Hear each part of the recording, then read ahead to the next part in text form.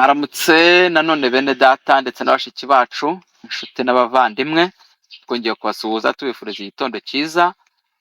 Ngira ngo tugiye kuganira nanone muri iki gitondo, tugiye kuganira ingingo y'icyigisho cyacu twatangiye ivuga ngo Yesu na Nikodemu. Tugiye kuganira ku ngingo yacyo ya kabiri ivuga ngo ikiganiro cyo mu ibanga. Iki kiganiro cyo mu ibanga, iyi ngingo turagezwaho na mwene data Aimable, ariko mbere y'uko ayitugezaho reka tubanze dusenge. Data wa twese uri mu ijuru, turagushimye kandi turaguhimbaje, tugushimiye uburyo waduhaye amahirwe ukaduha umwana wawe, kuruta byose kuba waratwandikishije ijambo ryawe kugira ngo tubere umujyanama n'umuyobozi. Uyu mwanya rero tugushimiye yuko iki cyigisho tugiye kwiga, tugiye kurebera hamwe, kivuga ibya Yesu na Nikodemu. Turakunze kugira ngo uduhe amatwi yumva kandi tubashe kumenya no gusobanukirwa ibibera mu ibanga ryawe, kugira ngo tubashe kugira umwiteguro ukwiriye, tuzakubone ko urya munsi kuzerekanwa, tujishimire kugusanganira, tubisabye mu izina rya Yesu, amen. Murakoze rero, reka duhe mwene data umwanya Aimable kugira ngo tugezeho ingingo yacu ya kabiri ivuga ngo ikiganiro cyo mu ibanga. Mu ibanga havuzwemo ibiki? Aimable, karibu.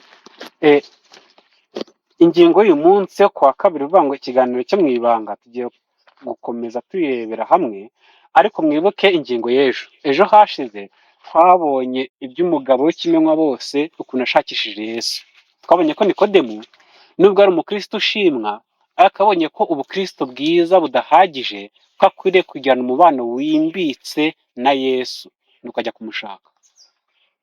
Uyu munsi rero tugiye gukomerezaho turebe amaze kubona Yesu aho ari, nicyo kiganiro bagiranye.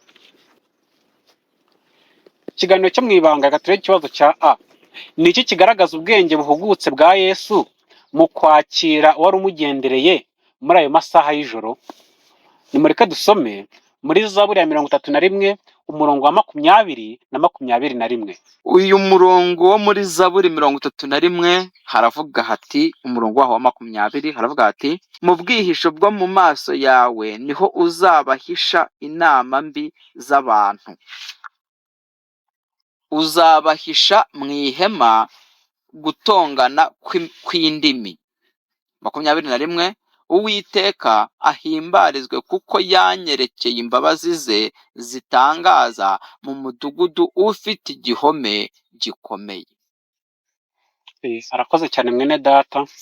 Tubonye uburyo Yesu Kristo yakiranye ubwenge bukomeye Nikodemu abigiranye imbabazi, nk'uko amaze kubisoma hano mu bifuzwe byose, paje 168, handitswe amagambo agira ati, Nikodemu yifuzaga cyane kugirana ikiganiro na Yesu, ariko agatinya guhura nawe ku mugaragaro.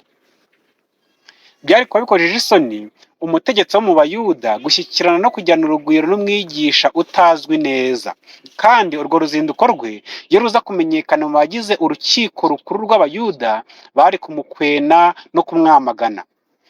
Ahitamo kumusanga ngo baganire mu ibanga, yitwaza ko yagenda ku mugaragaro hari abandi bari gukurikiza urugero rwe. Nikodemu, bitewe n'inzitizi nyinshi yagiraga ku manywa, ntabwo byari kumukundira. Niko natwe kugira ngo tujyane ikiganiro na Yesu, kugira ngo dusabane na Yesu, nta saha itegetswe ibaho, kuko ku manywa bishobora kugora bitewe n'akazi ukora, wenda mukabonana nijoro. Hagiye nijoro nabwo bishobora kugora kubera inzitizi runaka, mukabonana ku manywa. Umuntu ubwe ku giti cye niwe ugena igihe ahurira na Yesu. Wowe uhura na Yesu ryari? Ikibazo cya B kirabaza kiti, sobanura uburyo Nikodemu yatangije ikiganiro yagiranye na Yesu. Dusomere muri Yohana 3 umurongo wa 2. Muri Yohana 3 umurongo wa 2 haravuga ngo, uwo yasanze Yesu nijoro aramubaza ati, mwigisha, tuzi yuko uri umwigisha wavuye ku Mana, kuko ari ntawe ubasha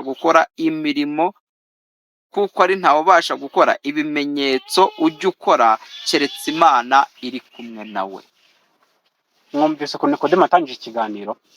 Hano bisobanura neza kuri ya paje turimo turasoma, ya mu bifuzwe byose, paje 168. Ari imbere ya Kristo, Nikodemu yumvaga afite ubwoba budasanzwe, agerageza kubuhishira mu cyo yagaragazaga nko gutuza n'icyubahiro. Aravuga ati, Rabi, tuzi ko uri umwigisha wavuye ku Mana, kuko nta muntu ubasha gukora ibi bitangaza ukora keretse Imana iri kumwe nawe. Mu kuvuga ku mpano za Kristo zidasanzwe nk'umwigisha ndetse n'imbaraga ye itangaje yo gukora ibitangaza, yumvaga byamuha inzira yo kubona uko aganira nawe. Amagambo ye yari agamije kugaragaza no kuzana icyizere, nyamara hagaragaragamo gushidikanya. Ntiyabonaga Yesu nka Mesiya, ahubwo yamubonaga nk'umwigisha wavuye ku Mana. Nikodemu yari atarizera Yesu nka Mesiya, ahubwo yamubonaga nk'umwigisha gusa usanzwe wavuye ku Mana. Tubonye uburyo yabyitwayemo kugira ngo asasire ikiganiro ashaka kugirana na Yesu. None se icyo kiganiro cyari ikihe? Reka dusome ku murongo wa 3 ku kibazo cya se, ngo ni iyihe ngingo Yesu yashimangiye igatungura Nikodemu? Yohana 3 umurongo wa 3, dusomere twumve. Yohana 3 umurongo wa 3 haragira hati, Yesu aramusubiza ati, ni ukuri ndakubwira yuko umuntu utabyawe ubwa kabiri atabasha kubona ubwami bw'Imana. Murumva ingingo yatunguye Nikodemu? Iyi ngingo yo kubyarwa ubwa kabiri yaramutunguye ku buryo bukomeye. Aho kwita kuri aya magambo meza y'indamukanyo, Yesu yahanze amaso uwo wavuganaga nawe nk'aho asa n'urimo gusoma mu mutima we. Mu bwenge bwe butagira iherezo, yabonaga imbere ye uwashakaga kumenya ukuri.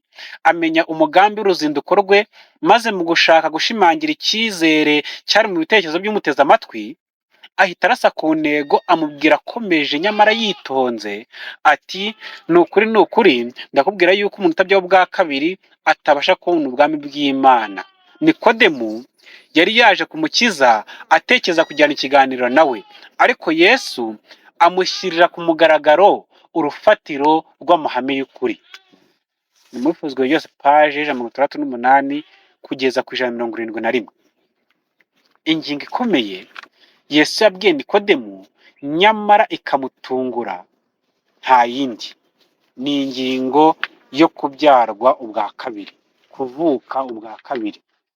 Iyo ngingo rero ni ingingo y'ingenzi cyane buri mukristo wese akwiriye kwitaho, kubera ko ni ingingo ishimangiye cyangwa se ihatse guhinduka nyakuri k'umukristo.